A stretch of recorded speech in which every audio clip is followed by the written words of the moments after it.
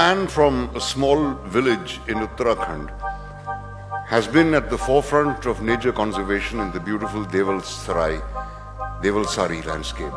नमस्ते, मेरा नाम अरुण गौड़ है और मैं देवलसारी पर्यावरण संरक्षण समिति उत्तराखंड के देवलसारी रीजन में चलाता हूँ।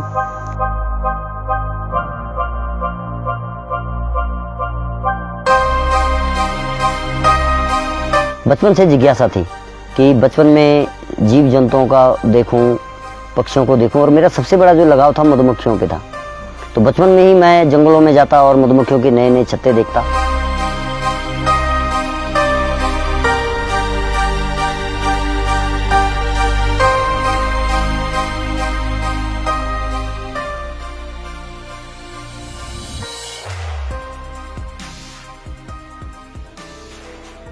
मेरा जो जन्म स्थान है वो देवलसारी के एक सुदूर गांव बंसील गांव में हुआ है। मेरी जो शिक्षा हुई है वो राजकीय इंटर कॉलेज बंसील में हुई है और प्राइमरी जो शिक्षा हुई है सरस्वती शिशु मंदिर बंसील में हुई है।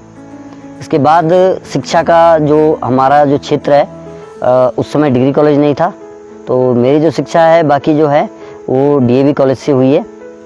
ग्रेजुएशन मेरा डीएवी कॉलेज से हुआ है और उसके बाद अभी तक मैं प्रकृति के प्रति बचपन से और अभी तक मैं प्रकृति में अध्ययन कर रहा हूँ और उनके बारे में जो रोचक तथ्य हैं वो मैं अपनी देवलसारी समिति के माध्यम से समाज और पर्यटक लोगों को बता रहा हूँ। मेरा जो बचपन है एक जंगल के बीच में मेरा घर होने के कारण जंगल से लगे हुए क्षेत्रों में बचपन से जिज्ञासा थी कि बचपन में जीव जंतुओं का देखूं, पक्षियों को देखूं, और मेरा सबसे बड़ा जो लगाव था मधुमक्खियों पे था। तो बचपन में ही मैं जंगलों में जाता और मधुमक्खियों के नए नए छत्ते देखता, और ऐसी मधुमक्खियां जिनका नाम हिमालय क्षेत्र रीजन में जो पाई जाती है, एपिस सेरेना इंडिका जो पहाड़ में खादरे, कोठी और मोनू जाऊ कुमाऊं में उसको बोलते हैं, तो जो जाले में जिनको पाला जाता था, और उस पर मेरा बचपन से ही लगाव था। और उसके बाद जब मैं स्कूल में आया और 10th 11th क्लास में जब मैं था तो विज्ञान महोत्सव में मैं एक बार अपने घर के पास में जंगल के बीच में मधुमक्खियों के साथ खेल रहा था, उनको हाथ में कैच करके।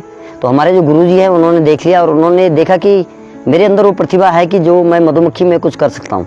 तो विज्ञान महोत्सव में उन्होंने मॉडल बनाया था मानव कल्याण के लिए जीव विज्ञान, और उसी में उस मॉडल में मैंने मधुमक्खी पे जो अध्ययन किया, जो 1 साल में जो अध्ययन हमने किया हमारे मार्गदर्शक अध्यापक के उससे सहयोग से और मेरे अपने प्रयास से, तो जो अध्ययन हमने किया और उसमें जो तथ्य जो आए वो पीएचडी लेवल के तथ्य थे कि मधुमक्खियों का जो एंटीना है उसको हम उसका प्रयोग कर सकते हैं हम तापमान और टेम्परेचर और धूप का, कि किस तरीके से धूप कब निकलेगी, कितने बजे तक आएगा। वो मधुमक्खी का जो टेम्परेचर है और उनके जो एंटीना वही बताता मौसम की जानकारी कि कब बारिश आने वाली, कब धूप आने वाली है।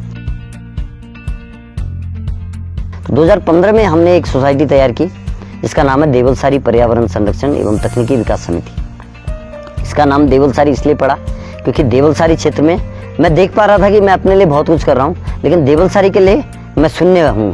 तो मैंने देखा कि देवलसारी में लैंड बिक रहे हैं और गलत लोगों के हाथों में लैंड जा रहा है, और देवलसारी में पर्यटन आ रहा है, लेकिन पर्यटन कैसा पर्यटन आ रहा है जो कचरा कर रहा है, जो देवलसारी को खराब कर रहा है। तो हमने ये कहा है कि देवलसारी में किस प्रकार से पर्यटन हो। आज उत्तराखंड की बात करें तो उत्तराखंड में जो पर्यटन हो रहा है इको टूरिज्म का नाम दिया जा रहा है, लेकिन मास टूरिज्म उसे कह रहे हैं। अगर इको टूरिज्म की परिभाषा ये कहलाती है कि अगर कहीं पे इको टूरिज्म हो रहा है, लेकिन अगर वहाँ पर वन्य जीव हैं, मान लीजिए अगर 70 के प्रजाति के वहाँ पे तितलियाँ हैं, हमने इको टूरिज्म किया तो वो 70 से 2 गुनी होनी चाहिए, 80 होनी चाहिए, 90 होनी चाहिए। अगर जैव विविधता में वृद्धि हो रही है तो इको टूरिज्म कहलाता है, लेकिन अगर जैव विविधता घट रही है तो वो मास टूरिज्म है, वो खतरनाक है। तो हमने एक मॉडल तैयार किया और हम जो अभी जो काम जो कर रहे हैं, हम मधुमक्खी पालन के साथ साथ इको टूरिज्म के साथ साथ संरक्षण पे काम कर रहे हैं। हमारी जो पर्यावरणीय शिक्षा है, हम गांव-गांव में जाकर, हम स्कूलों में जाकर हम बच्चों के बीच में पर्यावरण और जैव विविधता के बारे में बात करते हैं, जैव चक्र के बारे में बात करते हैं कि प्रत्येक जीव हमारी धरती के लिए, हमारे पर्यावरण के लिए क्यों महत्वपूर्ण है और क्यों हमें इसके संरक्षण करना चाहिए, क्यों हमें इसके संरक्षण की बात रखनी चाहिए। तो इन चीज़ों पे कार्य किया और अभी हमारे हाल ही में जो हमारे परियोजनाएं चल रही है, मधुमक्खी पालन एवं संरक्षण पे कार्य चल रहा है। इको टूरिज्म पे कार्य चल रहा है। और हमने देखा कि पर्यटन की बहुत संभावनाएं देवलसारी में है, तो हमने एक DERC दियोदार इको टूरिज्म में एक रिसर्च सेंटर एक हमने खोला। इसका नाम रिसर्च सेंटर इसलिए है क्योंकि यहाँ पर शोधार्थी विद्यार्थी आते हैं, जो वाइल्ड लाइफ इंस्टीट्यूट से आते हैं, जो FRI से आते हैं, जो अलग पर्सनल इंस्टीट्यूट से आते हैं, अलग अलग संस्थाओं से आते हैं, जो पक्षियों पे अध्ययन करते हैं, जो तितलियों पे अध्ययन करते हैं, जो प्रकृतिविद होते हैं, जो मेंढक पे अध्ययन करते हैं, आपके हिमालय की जैव विविधता पे अध्ययन करते हैं। तो उन लोगों को हम अपना कैंपस देते हैं और हमारे पास ट्रेन नेचर गाइड हैं 4, जो अलग अलग ट्रेलों में जाकर तितली, पक्षियाँ और जैव विविधता के बारे में शोधार्थियों को ज्ञान देते हैं। और ऐसे बहुत सारे स्कूल भी आ रहे हैं, RIMC, दून स्कूल और दून वेलम स्कूल, ऐसे बहुत सारे स्कूल सब हमसे जुड़ गए हैं जो पर्यावरण शिक्षा के लिए हमारे इकोलॉजी सेंटर, हमारे इको टूरिज्म रिसर्च सेंटर में आते हैं। और हमारे द्वारा जो भी यहाँ का जो ज्ञान है, पारंपरिक ज्ञान है, वैज्ञानिक ज्ञान है, जो भी हमारे पास वैज्ञानिक विधि है, उन विधियों से, उन ज्ञान से हम उन लोगों को पर्यावरण और संरक्षण पर हम उनको अपने विचार और अपना जो हमारे पास जो टूटा फूटा जो नॉलेज है, उन नॉलेज को एक दूसरे को आदान प्रदान करते हैं। तो इस प्रकार से हमने 2015 में इसकी शुरुआत की। जब हमने इसकी शुरुआत की तो गांव के लोग बहुत एक प्रकार से हास्यास्पद थे कि क्या देवलसारी में लोग आएंगे, इस प्रकार से इसका जो स्ट्रक्चर है बिल्कुल सिंपल है। हमारे अधिकतर होता क्या है कि जो इको टूरिज्म जो लॉज है, जो सेंटर हैं, उस सेंटर में बहुत हाई प्रोफाइल है, बिल्कुल टाइल्स के बने हुए हैं, बहुत चकाचक हैं, बहुत ज़्यादा लाइट है। लेकिन हमने जो बनाया पर्यावरण दृष्टि से बनाया है। हमारा जो स्ट्रक्चर है बिल्कुल सिंपल है, घर जैसा है। तो लोगों को लगा कि क्या पर्यटक नॉर्मल घर जैसा रहेगा, तो हमने इसलिए बनाया है कि हमारा मानना है कि अगर देवलसारी में किसी पर्यटक को आना है तो रहने के लिए नहीं आएगा, लग्जरी रहने के लिए नहीं आएगा।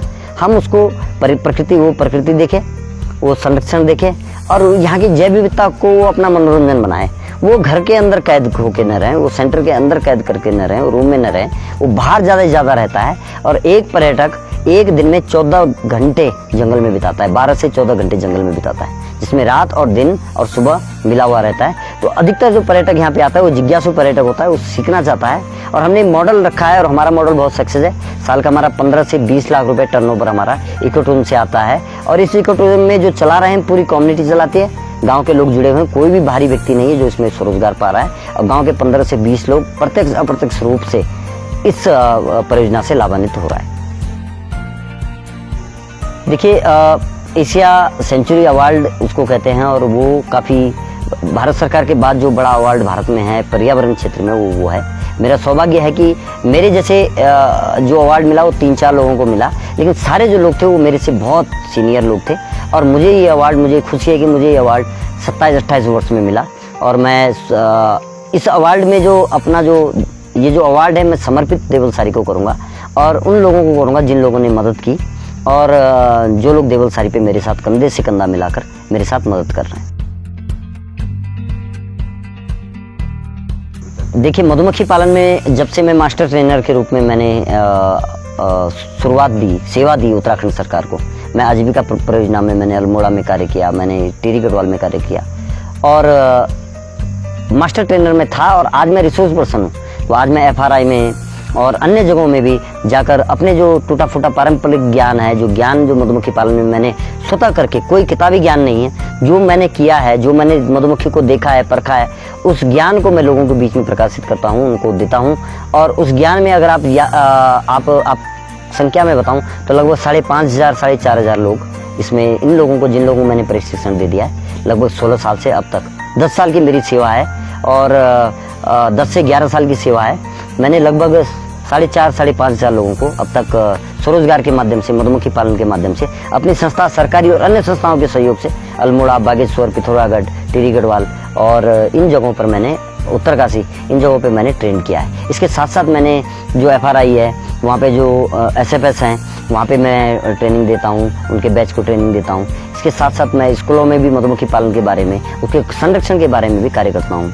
और मेन जो हमारा फोकस है, जो खादरे जो होते थे, मौनी जाऊ जिसे कहते हैं, पारंपरिक जो घर होते थे, उन घरों में जो मधुमक्खियाँ विलुप्त हो रही थी, हमारा ये है कि आने वाली जो पीढ़ी है, आने वाली पीढ़ी को भी हम समझाएं कि मधुमक्खी क्यों इम्पोर्टेंट है, शहद कितना इम्पोर्टेंट है। आज कोविड-19 जो आ रहा है, अगर प्रत्येक व्यक्ति, मनुष्य कोविड-19 से लड़ना चाहता है तो अगर प्रत्येक अपने दैनिक जीवन में अगर शहद का 1 चम्मच प्रतिदिन के रूप में उपयोग करता है। तो कोविड-19 हो गया है, अन्य जो वायरस हो गए, उन वायरसों में जो प्रतिरोधक क्षमता हमारी होनी चाहिए लड़ने की, उसको वो दोगुनी कर देता है। तो मधुमक्खी और शहद हमारे जीवन के लिए बहुत विशेष पहलू है और उसके संरक्षण की पहले जरूरत है। अगर हम मधुमक्खी की संरक्षण करेंगे, परंपरागत ज्ञान को हम संरक्षण करेंगे, तो मुझे लगता है कि हम मधुमक्खी पालन में पूरे उत्तराखंड में बहुत अच्छा हमें इसका रिजल्ट मिल सकता है।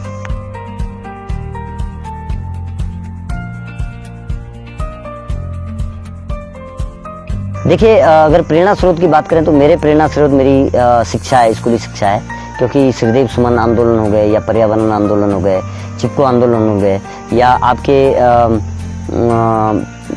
अनेक जो पर्यावरण विश्व लेवल के जो आंदोलन हुए पर्यावरण पे, चाहे वो टाइगर बचाने वाले जिम कॉर्बेट हों, चाहे संस्कृति बचाने वाले रस्कल बॉन्ड हो, चाहे टॉम अल्टर हो, ये सब हमारे प्रेरणा स्रोत है। क्योंकि इन लोगों ने भारत के ना होते हुए भी जैव विविधता और यहाँ की संस्कृति को संरक्षण किया है। और मैं अपनी प्रेरणा अपने समाज को मानता हूँ, क्योंकि हमारा समाज जो है, हमारा उत्तराखंड जो है, हर चीज़ को संस्कृति और संरक्षण दोनों चीज़ों को करता आया है। लेकिन अब मैं अपना सौभाग्य समझूं या दुर्भाग्य समझूं, क्योंकि उत्तराखंड में जैसे जैसे विकास बढ़ रहा है, वैसे वैसे हमारी जो संस्कृति है, हमारा जो कल्चर है, हमारा जो संरक्षण का जो मुद्दा था, जो हमारे त्यौहार थे, आज वो धीरे धीरे विलुप्त हो रहे हैं और हमारी जो पश्चिमी सभ्यता है वो हमें ज़्यादा अटैक कर रही है। घटनाक्रम ये है कि हमारी जो है हमारी वैचारिक लड़ाई समाज और उस हर विभाग से जो पर्यावरण और उन चीज़ों को दूषित करें। तो एक बार क्या हुआ है कि एक बार देवलसारी की जो सड़क है, उस सड़क को नापने के लिए एग्जीक्यूटिव इंजीनियर पीडब्ल्यूडी के आए। लेकिन जब मैंने उनको देवलसारी की जैव विविधता बताई तो खुद उन्होंने मौखिक तौर पे ये एक्सेप्ट किया कि वाकई में देवलसारी में सड़क नहीं जानी चाहिए। और वो मेरी पहली जीत थी कि जो जिनका उद्देश्य रहता है कि सड़क निर्माण करना, सिर्फ जिनको सड़क दिखाई देता है, उनको हमने उनका विचार बदला, तो अपने आप में एक सबसे बड़ी बात थी।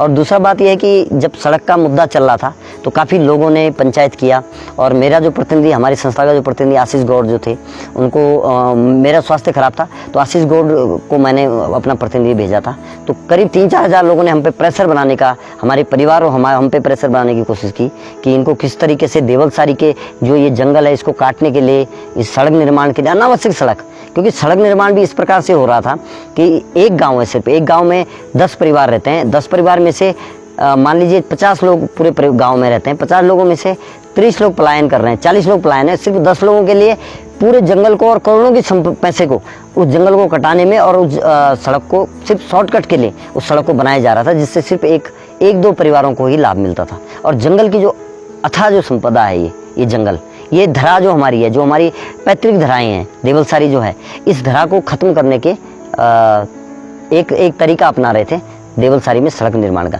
तो हमने उस पर आंदोलन किया, काफ़ी विरोध हमें झेलना पड़ा। और आज जब हमें जो ये अवार्ड मिला तो आज लोगों को स्वतः ही मालूम चल गया कि हमारा सिर्फ एक लाभ नहीं है, हमारा एक लाभ ये नहीं कि हमें देवलसारी से कुछ अवार्ड चाहिए, हमें कुछ अवार्ड नहीं चाहिए, लेकिन हमारा जो लाभ है वो सबसे बड़ा लाभ ये है कि विश्व हित, देश हित और पर्यावरण हित। जो मेरी जो ताकत है वो मेरे युवा हैं, क्षेत्र के युवा हैं, और वो युवा हैं जिनके माता पिताजी ये कहते हैं कि अरुण बहुत गलत काम कर रहा है, अरुण संरक्षण की बात कर रहा है। उन्हीं के घर में दूसरा अरुण जन्म ले चुका है उनके बच्चों के हृदय में, और वो खुद लड़ाई करते हैं अपने माता पिता से। तो अपने माता पिता से बगावत करके हमारे ट्रेल में आते हैं, पक्षियों की गणना में, चिड़ियाओं की गणना में, हमारे जो महोत्सव होते हैं, तितली उत्सव हो गया, हमारे जो अनेक जो उत्सव होते हैं पर्यावरण संरक्षण में, हमारी जो लड़ाई होती है, आप देखिए कितनी अनोखी लड़ाई हो गई थी देवलसारी संरक्षण की। जब देवलसारी में सड़क निर्माण की बात आई थी तो जो माता पिता लड़ाई विरोध कर रहे थे कि देवलसारी में सड़क आनी चाहिए, उन्हीं के बच्चे हमारे अगेंस्ट, उनके अगेंस्ट थे और हमारी तरफ थे कि नहीं, अरुण भाई सही कह रहा है और देवलसारी बचनी चाहिए। देवलसारी के जीव जंतु, देवलसारी में पर्यावरण संरक्षण पर बात होनी चाहिए, और देवलसारी में जो स्वच्छता है वो स्वच्छता, वो पवित्रता वैसे ही रहनी चाहिए। तो वो मेरी सबसे बड़ी जीत थी। और मेरा उनको वही मैसेज है कि आप लोगों में, आप युवाओं में अथाह शक्ति है।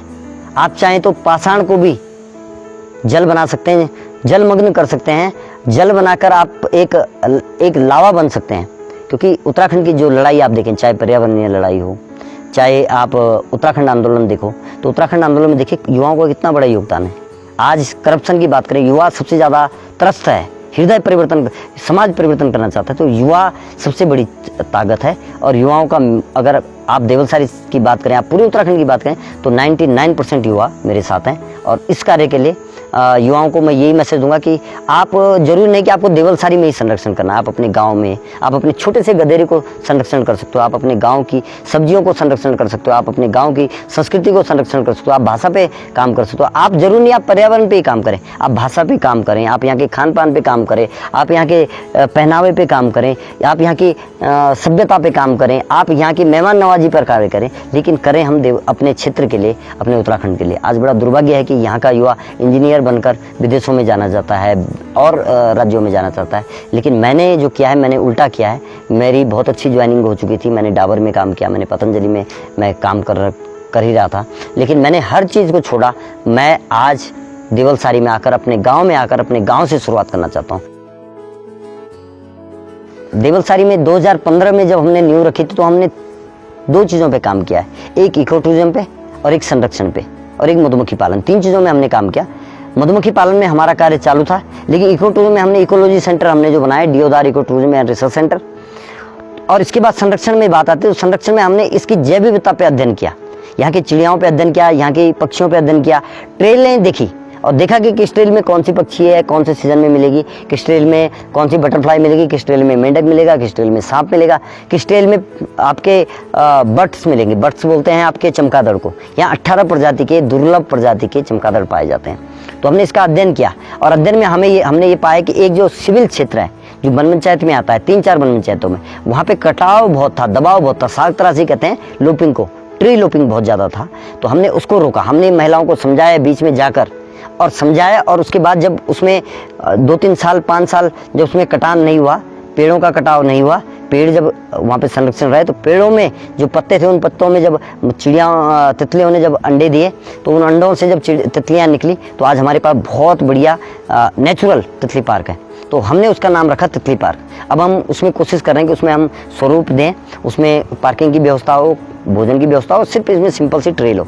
तो उसको हम एक ऐसा पार्क बनाना चाहते हैं सरकार और समाज के नज़रों में कि उस पार्क में कोई भी छेड़छाड़ नहीं होगी, वो जंगल जैसा होगा, लेकिन उसमें आपको अलग अलग विविधताएं तितलियों में, चिड़ियाओं में, सांपों में, मेंढक में आपको दिखेगी। नाम तो होगा उसका तितली पार्क, लेकिन उसमें रिच बायोडाइवर्सिटी है। तो हमने उसका नाम तितली पार्क रखा और उसमें हम हर साल अध्ययन करते हैं और इस बार भी हम बिग बटरफ्लाई मंथ के रूप में इसमें अध्ययन कर रहे हैं, इसकी गणना कर रहे हैं।